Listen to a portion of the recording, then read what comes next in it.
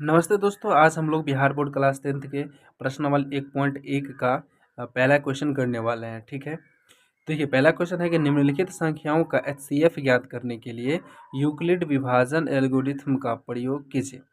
तो सबसे पहले हम लोग समझते हैं कि यूक्लिड विभाजन एल्गोरिथ्म क्या होता है। देखिए, यूक्लिड विभाजन एल्गोरिथ्म किसी भी काम करने का, जैसे चरण दर चरण प्रक्रिया से कोई भी काम करते हैं ना, तो वही यूक्लिड विभाजन एल्गोरिथ्म है कि चरण दर चरण काम करें। यूक्लिड विभाजन परिमयिका जिसे कहते हैं, तो उसी से है यूक्लिड विभाजन एल्गोरिथ्म। इसका जो सूत्र होता है कि ए बराबर बी क्यू प्लस में होता है आर। जैसे हम लोग भाग करते हैं कि 2 से मान लीजिए अगर हम 3 में भाग देते हैं, तो 2 एक कम 2 लगाए हैं, 3 में से 2 घटाएंगे तो बच जाएगा 1।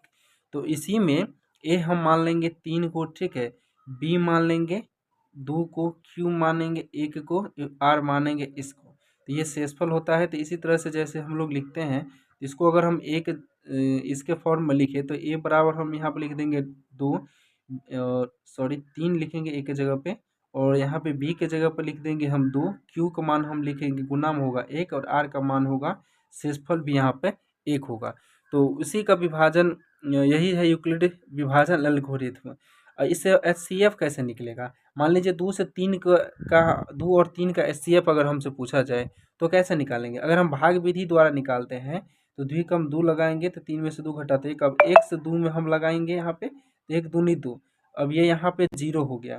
तो जब ये 0 हो गया, जब यहाँ पे ये 0 हो गया, तो जिससे हम लास्ट में भाग लगाए रहते हैं वही हमारा क्या होता है, मौसा होता है। तो कहने का मतलब है कि रिमाइंडर जो है शेषफल वो 0 आना चाहिए। तो यहाँ पे जो आर का जो वैल्यू है ये 1 है, तो यहाँ पे 0 नहीं हुआ।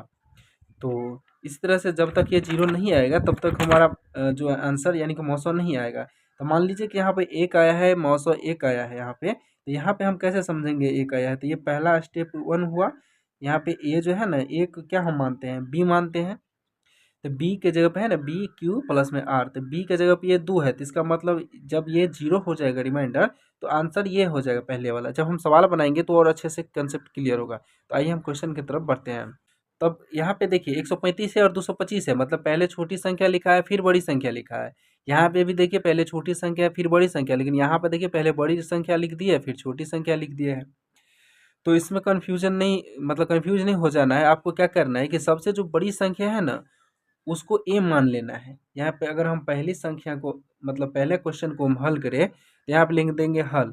फिर दिया है कि, तो जो दिया क्या सब है, ए दिया है, तो ए हम मान लेंगे किसको, 225 को, और बी मान लेंगे हम 135 को।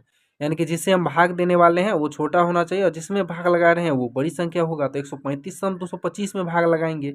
यूक्लिड विभाजन एल्गोरिथ्म का ये जो फॉर्मूला होता है वो हम लिख लेते हैं। जैसे क्या होता है कि ए बराबर बी क्यू प्लस में होता है आर। ठीक है, तो एक जगह पर हम रख देंगे कितना, 225 रखेंगे यहाँ पे। ठीक है, एक जगह पर हम 225 रखेंगे बराबर बी, बी हम माने हैं 135 को। अब देखिए बी और क्यू के बीच में गुना का चिन्ह होता है, कुछ भी चिन्ह नहीं है, इसका मतलब है यहाँ पे गुना का चिन्ह है। तो देखिए अब हम क्या करेंगे, यहाँ पे 135 से भाग लगाएंगे 225 में। 135 से भाग लगाएंगे हम 225 में, तो ये आ गया ए का मान, ये हो गया बी का मान। अब यहाँ से क्यू का मान आएगा और शेषफल आर का मान आएगा। अगर पहली बार में 0 नहीं आता है तो फिर जो शेषफल आता है उससे हम भाग लगाते हैं, जिसमें जैसे भाग लगाए रहते हैं। तो तो जब तक आर का मान 0 नहीं आएगा तब तक हम भाग लगाते रहेंगे। तब देखिए 135 अगर हम 2 बार में लगाते हैं तो 235 गुना 70 हो जाएगा। तो हम एक ही बार में लगाएंगे, 135 से एक ही बार में भाग लगाएंगे। तो अब यहाँ पे 5 से 5 घटाएंगे तो कितना बचेगा, 0 होगा। 2 से 3 नहीं घटेगा तो इससे पैंचा लेंगे तो 12 हो गया। 12 में से 3 घटाएंगे तो कितना बचेगा, 9। और ये एक एक तो कट गया, अब 90 बच गया। यहाँ पे तो रिमाइंडर 0 नहीं आया, वो लिखना पड़ेगा यहाँ पे कि मतलब चरण दर चरण, स्टेप 1 या स्टेप 2 ऐसे भी लिख सकते हैं कि जब तक 0 नहीं आएगा तब तक हमको भाग का प्रक्रिया करना है। तो 135 को तो हम गुना किए हैं, किससे गुना किए हैं, क्यू, यानी कि कितना है हमारा 1 है। फिर रिमाइंडर हमारा कितना आया है, 90 आया है। तो इसको हम प्लस में लिख देंगे यहाँ पे 90। स्टेप फर्स्ट ये हो गया। अब स्टेप 2 में हम क्या करेंगे, 90 से हम भाग लगाएंगे ना 135 में, 135 में भाग लगाएंगे 90 से। तो अब यहाँ के लिए ए क्या हो गया, 135 हो गया ना। तो यहाँ पे एक जगह पर अब हम 135 को लेकर आएंगे यहाँ पे। अब हम 90 से भाग दिए हैं, इसका मतलब बी यहाँ पे पहले 135 था, अब ये बी की जगह पे कौन आ गया है, 90 आ गया है। तो यहाँ पे हम 90 को रखेंगे। इतना समझिए कि दूसरा चरण में ना जिससे भाग दिए उसको पहले यहाँ पे ले आएंगे और शेषफल को यहाँ ले आएंगे। ये शेषफल, ये रिमाइंडर 90 था, इसको यहाँ ले आएंगे। अब हम 90 से भाग लगाएंगे 135 में, तो 90 दूनी 180 हो जाएगा। तो यहाँ पे हम एक बार में फिर लगाएंगे 90। 5 में से 0 घटाएंगे तो 5, 3 में से नहीं घटेगा तो 45, 13 में से 9 घटाएंगे तो 4, यानी कि 45 आया। तो फिर भी अभी रिमाइंडर 0 नहीं आया है, तो इसको भी हमको लिखना पड़ेगा।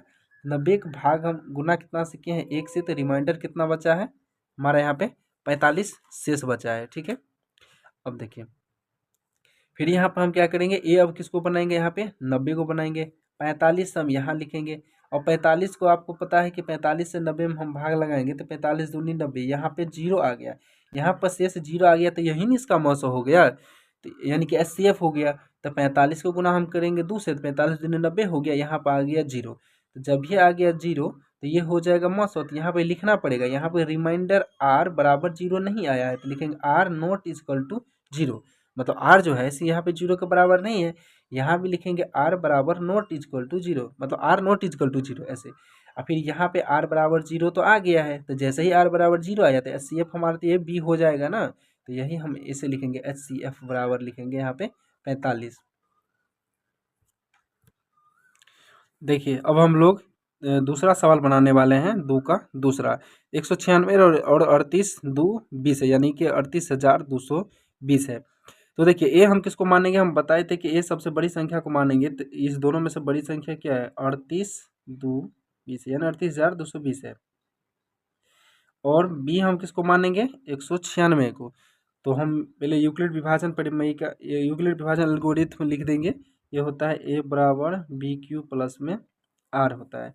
अब यहाँ पे ए की जगह पर हम किसको रखेंगे, ए की जगह पर हम इसको रख दिए बराबर में, बी की जगह पर रखेंगे हम 196 को, गुना करेंगे। और हम कितना से गुना करेंगे, कितना शेषफल आया वो लिखना है। तो चलिए यहाँ पर हम पहले हम 196 से भाग लगाते हैं इसमें।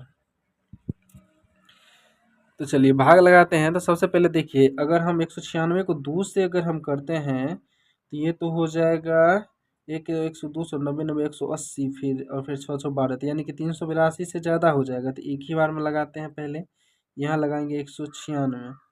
अब 2 में से 6 नहीं घटेगा, पैसा लेंगे, हो गया 12 में से 6 घटाएंगे तो 6। अब ये फिर बच गया 7, 7 में से 9 नहीं घटेगा तो पैसा लेंगे तो हो गया 17 में से 9 घटाएंगे तो 8।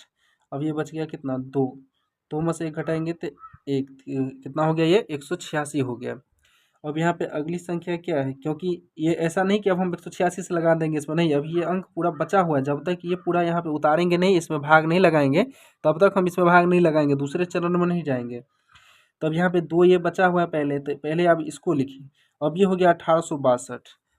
अब बताइए हम कितना से लगाएंगे, अगर हम इसको 9 से गुना करते हैं, 9 छः के 54 के 4, हासिल बच गया 5, 9 में 81, 81 और 5 कितना होता है 86, 86 के 6 हो जाएगा, हासिल बच जाएगा 8, 9 का 9 और 8 कितना हो जाता है 17, तो ये हो गया 1764। क्योंकि 10 गुना करेंगे तो 1900 हो जाएगा, तो 9 से ही लगेगा। घटाएंगे, 2 में से 4 नहीं घटेगा, बचेगा 12 में से 4 घटाएंगे, कितना बच जाएगा यहाँ पे 8 बच जाएगा। और ये हो गया 5, 5 में से 6 नहीं घटेगा, तो फिर पैसा लेंगे, 15 में से 6 घटाएंगे तो 9। अब ये बच गया 7, तो 7 7 तो कट जाएगा, एक एक भी कट जाएगा। अब बचा है 980, इस पर हम यहाँ पे 0 उतारेंगे, तो अब ये 980 बचा है यहाँ पे, मतलब 98 बचा है, 0 उतारते तो 980 हो गया। अब यहाँ पे हम कितना से लगाएंगे, अगर एक बार हम इसको 5 से गुना करते हैं, 6 पचे 30 हो जाएगा, 30 के 0 हासिल बच गया 3, 5 9 में 45, 45 में अगर हम 3 जोड़े तो 48 के 8 हासिल बचा फिर 4, 5 के हम 5 और 4 9। अब यहाँ पे आके ये हो गया 0, एक ही स्टेप में 0 हो गया। तो 196 को हम कितना से गुना किए हैं 195 से, तो फिर रिमाइंडर कितना आया यहाँ पे 0, तो यहाँ पे लिखेंगे आर बराबर 0 आ गया, डैश कॉमा दे करके यहाँ पे आर बराबर 0 लिख देंगे। तो यहाँ पे एच सी एफ क्या हो जाएगा, एच सी एफ हो जाएगा 196। तो अगला देखिए, ये आपको हम होमवर्क देते हैं, इसका एच सी एफ आप कमेंट कीजिएगा, और जब हम पार्ट 2 लाएंगे, जब इस चैप्टर का बाकी क्वेश्चन सोल्व करेंगे तो पार्ट 2 में हम बताएंगे। तो ये क्वेश्चन सबसे पहले हम सॉल्व करेंगे, बाकी आप लोग सॉल्व करके कमेंट में बताइएगा कि इसका मॉस ऑफ एचसीएफ कितना आएगा।